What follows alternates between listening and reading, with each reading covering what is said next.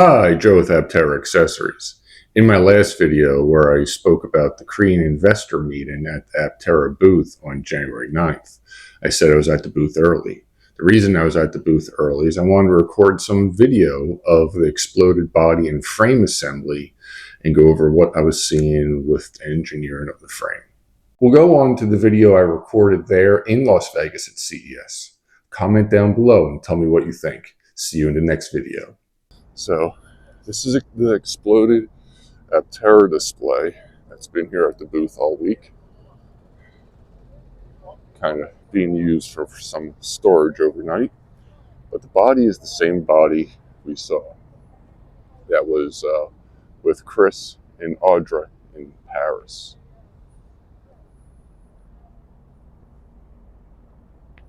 One side has a quarter panel. But what I find real interesting is the front end of the suspension and the frame that's down here. So let me get down here. So some people might not realize or understand what we're looking at here, so I want to go over that a little bit. In the very front, this is actually seen in the renderings. We have this hard foam assembly, which is actually part of the crash structure, and this horn, and this first front cross member. The first front cross member looks like it's made out of tube steel. And then if we look back here, which is what I'm going to call the frame horn, which is what the front suspension is mounted to. Now, if you look at the surface finish on this, and you compare it to the videos and pictures of the frame when Sandy Monroe did the walkthrough of Aptera on Monroe Live, this has a different surface finish. And the reason this has a different surface finish is that this frame horn is not machined, but this is actually a cast assembly that would have been done by Co-Stamp. So this is actually production intent. This is where they're going. So Apollo and Hermes, or Hermes, whoever you want to say it, have the locally machined frame. This frame under this model here is actually cast. Now the interesting thing with the foam that you have in the front for the crash event, as the front of the car folds in, the foam is here to actually absorb and distribute some of the crash energy afterward. In the center, you can see here we have one mount for the EMR3, and on the other side, the other mount for the EMR3. And in the back, this second bulkhead does double duty. It's where the KW dampers attach and connects the frame cross car, and also is part of the crash structure to dissipate energy. So in a crash, as the car pushes forward and it's trying to dissipate the energy, the EMR3 acts as basically a solid chunk of aluminum. And with that being a solid piece, you don't actually want that to push back through the firewall. That is right there. So the interesting thing is this second cross member across the frame is angled. And its second duty is actually, as the EMR3 unit hits it, is to push it down out through the bottom of the car to remove it from the collision event and help dissipate the energy to give more space. This might seem counterintuitive, but this is standard with automotive practices.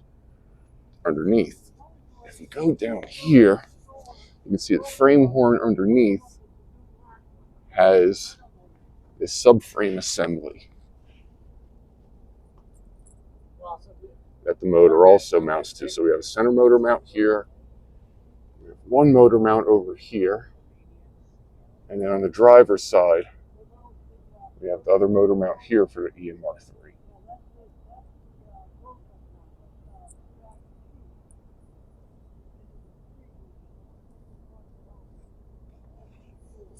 Underneath the black bar you can see is actually your sway bar or anti-roll bar.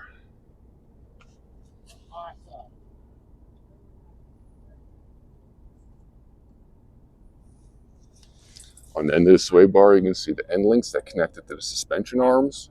What I find interesting here is this little detail, this weld.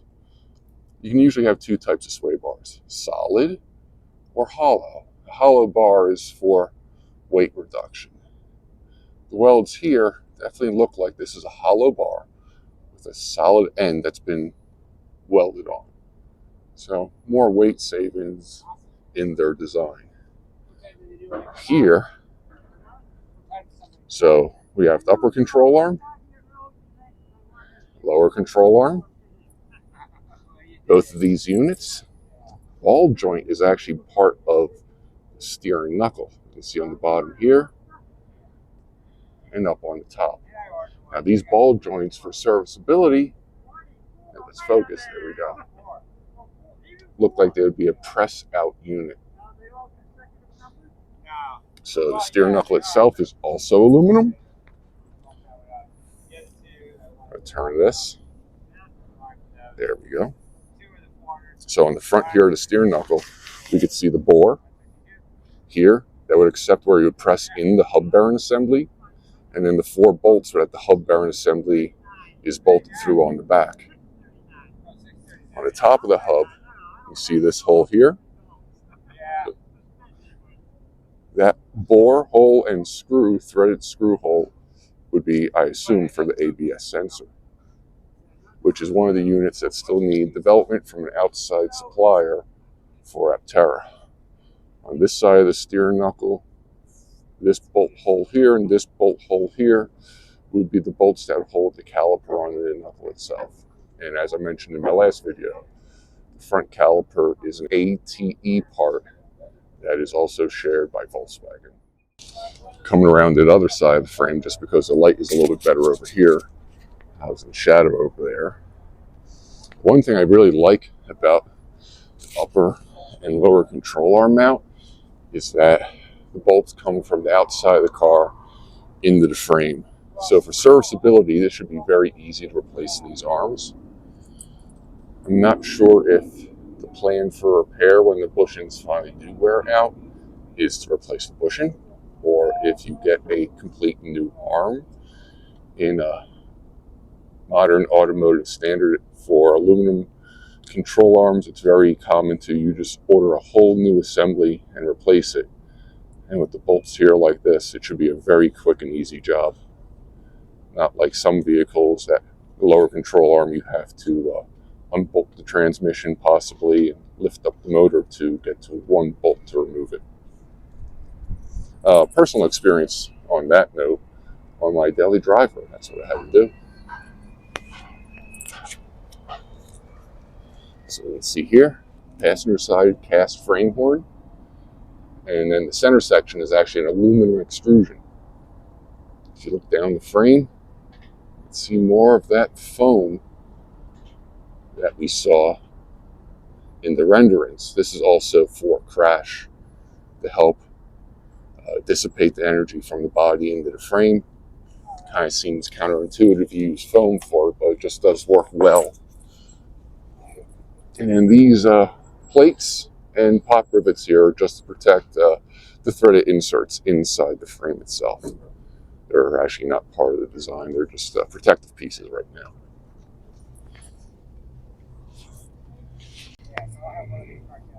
Here is the rear suspension. I don't know what to call this part.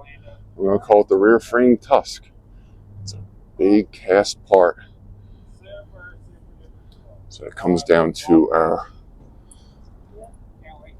two rear suspension arms. So that point there to the hole over there is where the rear spring connects. And as you can see on this suspension arm, you have the same bore hole at the top here for your ABS sensor.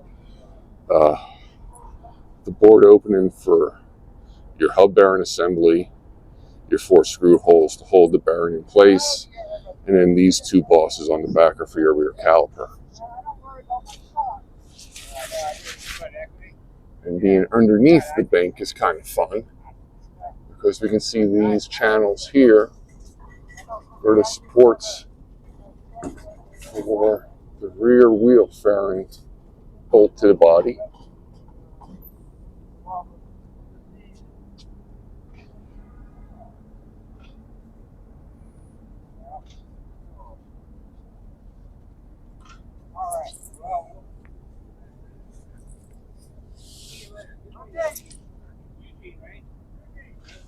See how well the frame fits into the angled notch here. This is what I would call beauty and engineering. Everything comes together.